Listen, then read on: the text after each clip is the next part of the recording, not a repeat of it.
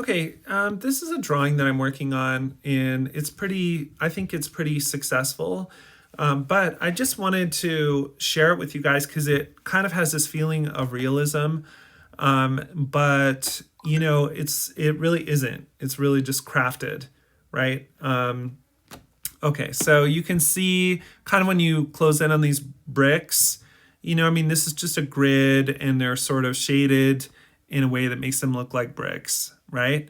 The figure looks pretty natural. The proportions look really good. But when you zoom in, you can see everything is really scribbly, and I'm just not even bothering with detail. And you'll see if you look at a bunch of photographs or whatever that this detail isn't really that apparent anyways, right? Let me just check this out, and we'll turn off the lights.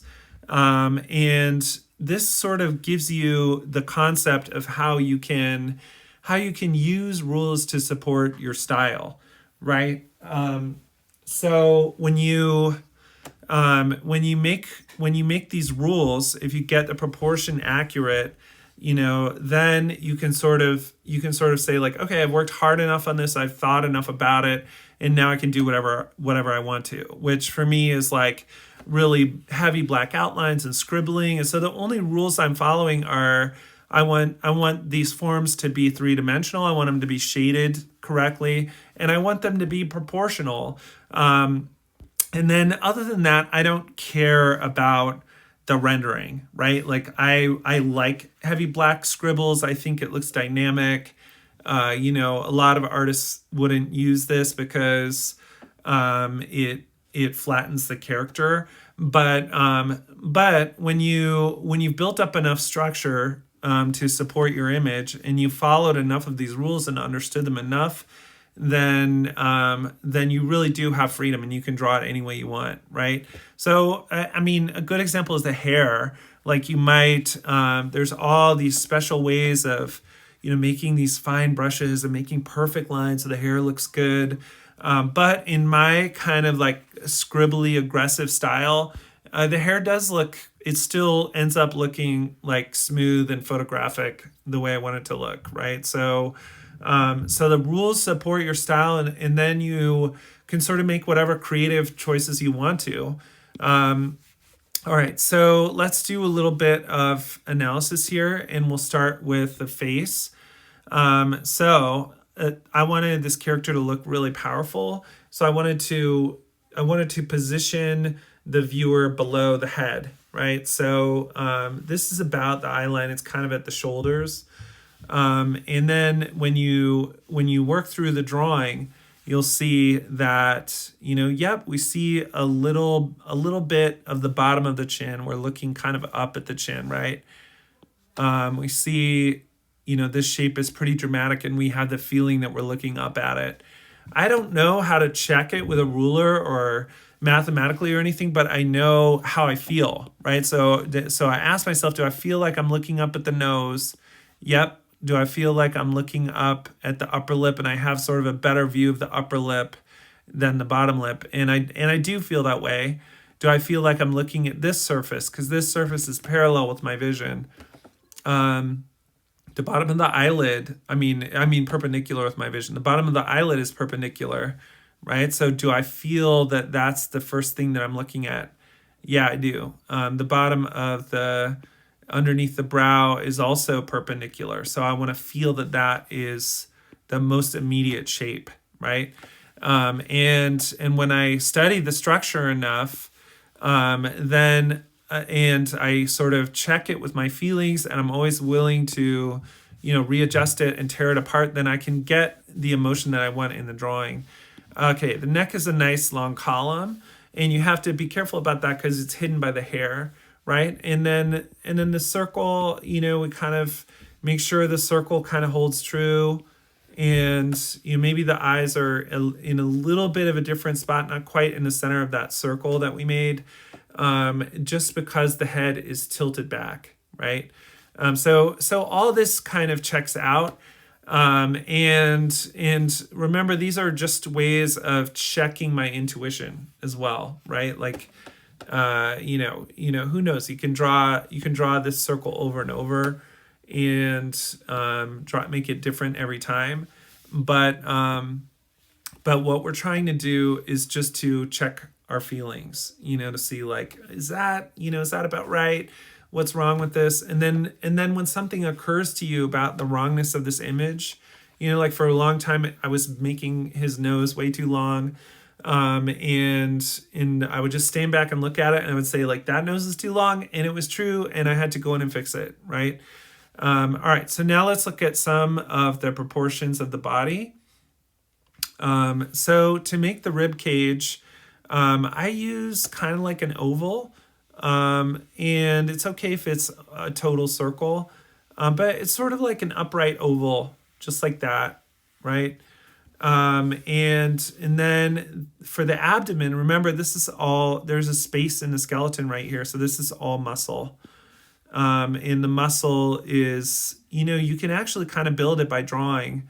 I don't actually know the names of the muscle, but there's these lateral muscles that attach to your legs, and there is the abdominals themselves. And this shape for the rib cage, by the way, it goes up. So at the bottom of your circle, you should draw a little upward shape, however you want that, right? Now, here's a mistake that you will make, that you'll always make. You'll always be misled and tricked by this, is you think that your belt or your waist is the center of your body, right? And the center means a lot of things. Like I measure myself with a tape measure. I'm about 6'2". So if I measure exactly 37 inches, I can find the exact center of my height. And it's not at my waist. It's actually here. It's in the midpoint of my pelvis. So if you did this measurement exercise, you'd probably find the same thing, that if you take exactly half your height, it never is your waist. Your waist is way higher than the middle of your body. If you think mechanically just a little bit in this process, it will help you, because if you wanted something to walk around on two legs and you wanted the motion to be as efficient as possible, you would put the midpoint of that thing right in that main joint. So that gives you a lot of reference right there, and it helps me with a lot of detail. I always draw the pelvis like this. I don't draw a shape, because when you see the pelvis, that's how it kind of looks, right? It kind of looks like these two discs, and it gives you attachments for the legs, right? Okay, now the other main, the point with the fullest muscular motion in the body is the shoulders, right? If you think about that, you can raise your shoulders over your head.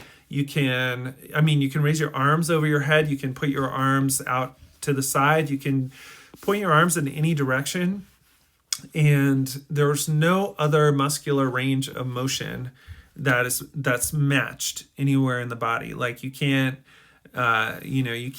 point your legs in all those different directions. And you can see kind of that the joint for the leg, you can see the motion that it gives you. It's limited, right? It's pretty circular, and this tilt lets your legs go in a few different directions, but it's not a full range of motion, right?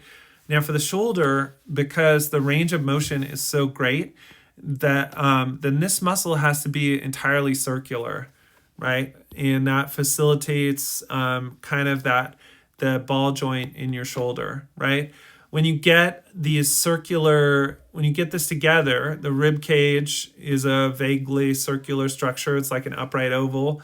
The shoulders are like perfect circles. And then you think of wrapping that all in a muscle like with clay, then you get this familiar kind of square surface that forms the pectorals, right? And this is just the same for everybody. Everybody has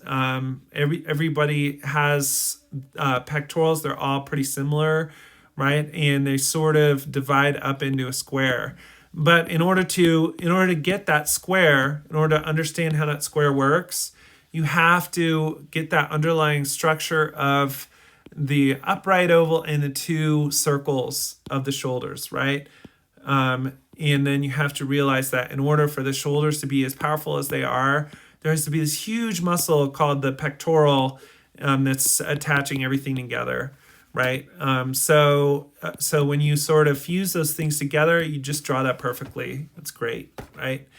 Now, one of the interesting things to do here is what I like to realize here is that this distance, the bicep and the tricep, this distance is shorter than the distance from the elbow to your fingertips, right? So this is kind of compact, and this is kind of longer. Let me make my layer a little bit more transparent because it's kind of getting in my way here.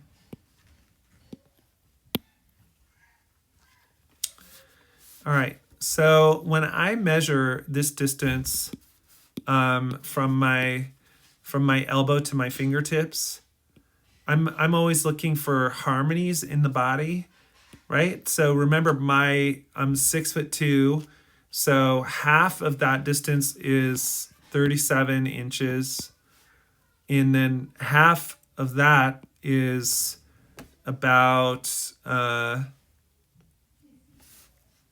37 inches, 18.5, right? So, okay, so half of that is about 18.5. So when I measure that distance from my elbow to my fingertips, I get exactly 18.5 inches, right? But this distance is a lot less. This distance, if I measure my own body, is something like 14 or 16, right? And you'll see that actually makes sense because these could not be the same length because the body or it just doesn't, you'd have really long arms, right? So that's something to remember when you're doing proportion work, is to even if you're just sketching like this, so sketching something, a longish rectangle, and then a rectangle that's related, but it's even longer, right? So something like that. And then just know, and that's a really good way to study proportion. And then that's the wrist, and then that is the hand, right?